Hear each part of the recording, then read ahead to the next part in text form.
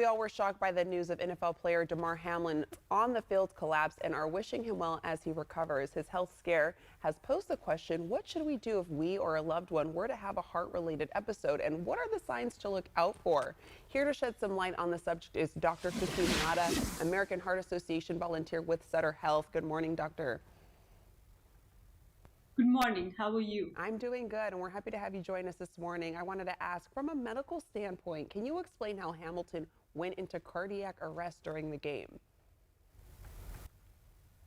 So it's very difficult to speculate his conditions, but overall, what we can learn from this situation is his cardiac arrest happened in the field. We don't know his pre-existing conditions, but after some kind of trauma led to his cardiac arrest, or there are some pre-existing condition that could have led to his cardiac arrest during the intense activity. Yeah, and I wanted to ask, what's the difference between cardiac arrest and a heart attack? So the cardiac arrest is the sudden and abrupt loss of heart function. And this is a generic term which we use for the heart abrupt loss of heart function for many different reasons. For electrical instability, because heart has electrical system, mechanical issues, and many other things. Heart attack happens because of the blockage of the blood supply to the heart. So basically, attack is a circulatory problem. This heart is a muscles, and just like other organs, it also requires the blood supply. And when that get disrupted, heart muscles and tissues does not get enough blood supply, and they die.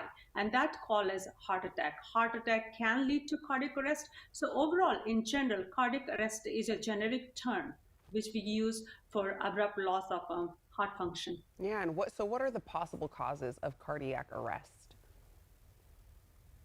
So cardiac arrest can happen for many different reasons. It can happen because of the circulation problem, prior heart attack, any cardiac scar, any genetic issues, any electrical issues, any kind of recreational drugs, any medications, and there are many other causes of the cardiac arrest.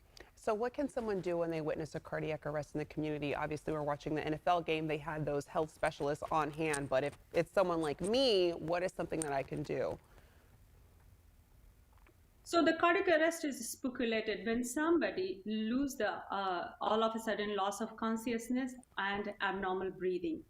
And the bystander, if they can perform the CPR, the first and foremost thing is a call for help. And the second thing is initiate CPR as soon as possible.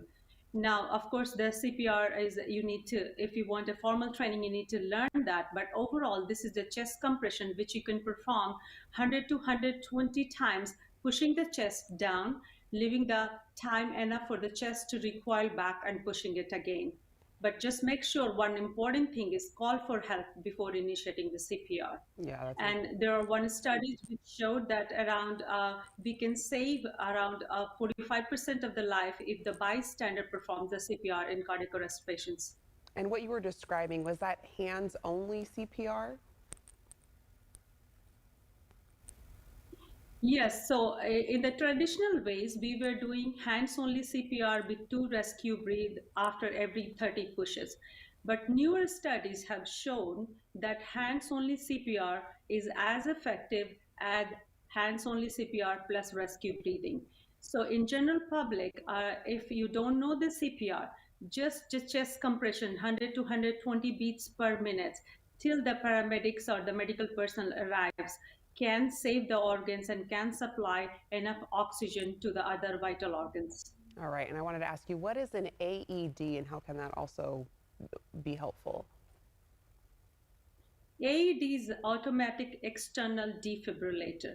So there are two things that can happen when a patient gets or somebody gets a cardiac arrest. One is you have to provide enough oxygen, and that you can do by doing the CPR. And second, if the person has any electrical instability, any kind of arrhythmia, AED can be life-saving.